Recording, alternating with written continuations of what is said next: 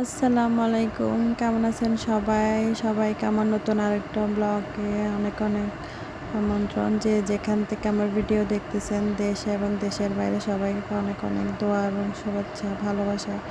আজকে আসলে আম নিছিলাম, লাস্ট ব্লগে দেখছিলেন, সেই আমগুলো ধুয়ে আমি সুন্দর করে জায়গাতে রাখছি, পানি ঝরিয়ে নিছিলাম। যেহেতু আমি চামড়াসহ আমের আচার বসাবো, তাই বেসিক্যালি আমি চামড়াসহ আচার আমি আগে কখনো বানাই নাই, বাট আমার বোন বলার পর থেকে আমি বানিয়ে দেখতেছি। এখন গত বছর বানাইছিলাম, ওগুলো অনেক ভালো লাগছিল, তাই এবছরও বানাবো। কারণ আমার আমের আচারটা বেশিরভাগ ক্ষেত্রে দেখা যায় কি বিরিয়ানি অথবা খিচুড়ি দিয়ে খুব ভালো লাগে। এই হিসাবে অল্প স্বল্প আমের আচার বসানো। এখানে আমি লবণ আর হলুদ মেখে রেখে দিয়েছিলাম, পানি ঝরিয়ে নিছি, অল্প একটু পানি আছে। এখানে বড় হাঁড়িতে সরিষার তেল দিচ্ছি। আমের আচার আসলে বেসিক্যালি সবার কাছে হয়তো রেসিপি আছে, সবার নিজেদের একটা অথেন্টিক রেসিপি থাকে, সবাই সবার মতো করে বানায়, আমিও বানাইলাম আমার মতো করে। আপনারা দেখেন আমি যেভাবে বানাই সেভাবে শেয়ার করছি। এখানে আমি রসুন বাটা আর সরিষাটা দিয়ে আপনার ভালো করে ফ্রাই করে নিচ্ছি।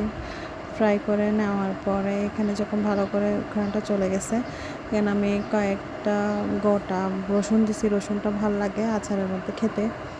আর হলুদ মরিচ যা যা দেওয়ার লাগে আমি দিয়ে দিচ্ছি। মরিচটা একটু দিলাম, লাল মরিচ দিলে কালারটা একটু সুন্দর থাকে, হলুদটাও দিলে ভালো লাগে।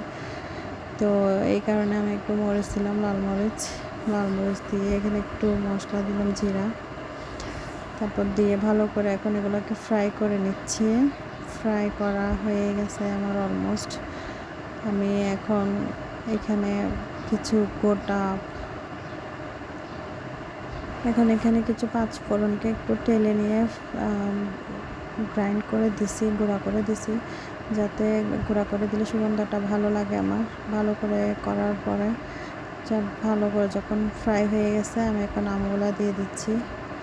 আমগুলা দিয়ে আমি নাড়াচাড়া করে দিব। আপনারা ভিডিওতে দেখতেছেন, আপনার সাথে শেয়ার করতেছি। সবাইকে অনেক অনেক ধন্যবাদ, যে যেখান থেকে বসে আমার ভিডিও দেখতেছেন আর কমেন্টস করতেছেন। সবাইকে অনেক অনেক ভালোবাসা। সবাই আমার জন্য দোয়া করবেন, আমিও আপনাদের জন্য দোয়া করি। কারণ আমার সবগুলো আম অলমোস্ট দেওয়া হয়ে গেছে, আমি বড় হাঁড়িতে বানাচ্ছি। এখানে হচ্ছে প্রায় 3 কেজি কি 4 কেজির মতো আম। এখানে আমগুলোকে আমি একটু বড় বড় করে রাখছি, কারণ এগুলো যেহেতু এগুলো এখনও অত বেশি না, শক্ত নাই, যার কারণে অলমোস্ট নরম। তো এই হিসাবে এগুলো একটু বড় করে রাখলে ওগুলো ভর্তা হয়ে যাবে না, অনেকগুলো আম থাকে যে ভর্তা হয়ে যায়। তাই একটু গোটা গোটা বড় বড় রাখছি, খোসা সহ, যেহেতু খেতে অন্যরকম লাগে। যারা করছেন তো করছেন, যারা করেন না অবশ্যই ট্রাই করে দেখবেন, আশা করি অনেক ভালো লাগবে আপনাদের কাছে। এই যে এখানে আমি ভালো করে নাড়াচাড়া করে দিলাম। নাড়াচাড়া করার পরে এখানে লবণটা দিয়ে দিচ্ছি স্বাদ মতো, যে যতটুকু খাই ততটুকু স্বাদ মতো লবণ দিয়ে দিচ্ছি। লবণ দেওয়া শেষ, আবার একটু নাড়াচাড়া করে দিব। আর আজকের আচারে আমি গুড় ব্যবহার করব। চিনি আর গুড় একসাথে ব্যবহার করলে আসলে অন্যরকম একটা মজা। আমি আগে বেসিক্যালি সবসময় চিনি দিয়ে বানাতাম, বাট একটা আপুর রেসিপিতে দেখলাম উনি গুড় ব্যবহার করছে। তো এই যেখানে আমার যেহেতু চিনিটা গুড়ে কম হবে, সেই জন্য একটু চিনিও ইউজ করলাম। আমি আগে সবসময় চিনি ইউজ করতাম, গুড়টা ইউজ করলে দেখি যে অন্যরকম একটা মজা হয়। সেই হিসাবে আমি গত বছরও গুড় ব্যবহার করছিলাম, এবছরও গুড় ব্যবহার করতেছি। জানি না কার কেমন লাগে, আমার কাছে ভালো লাগে, এই কারণেই আমি গুড় ব্যবহার করি। আরও কয়েকজন আপুর রেসিপিতে দেখলাম। এখন ভালো করে নাড়াচাড়া করে দেওয়ার পরে আমটা প্রায় সিদ্ধ হয়ে চলে আসছে। সিদ্ধ হওয়ার পরে এভাবে কিছুক্ষণ চুলার মধ্যে রেখে একটু হালকা সিদ্ধ হলে, বেশি সিদ্ধ করবো না, বেশি নরম করে ফেললে পরবর্তীতে বেশি ভর্তা হয়ে যাবে। তো এই কারণে এখন এই যে এখানে প্রায় সিদ্ধ হয়ে গেছে। এখানে গোটা কিছু পাঁচফোড়ন দিব, গোটা মরিচ দিব। এগুলো ভাতের সাথে খেতে, খিচুড়ির সাথে খেতে ভালো লাগে আমার। তো একটু গোটা পাঁচফোড়ন আর মরিচ দিয়ে নাড়াচাড়া করে দিলাম। অল্প কিছুক্ষণ পরে আমি চুলার আঁচটাকে কমিয়ে দিলাম। কমিয়ে দিয়ে ওখানে সিরকা দিয়ে দিব, সিরকা বা ভিনেগার, প্রিজারভেশনের জন্য।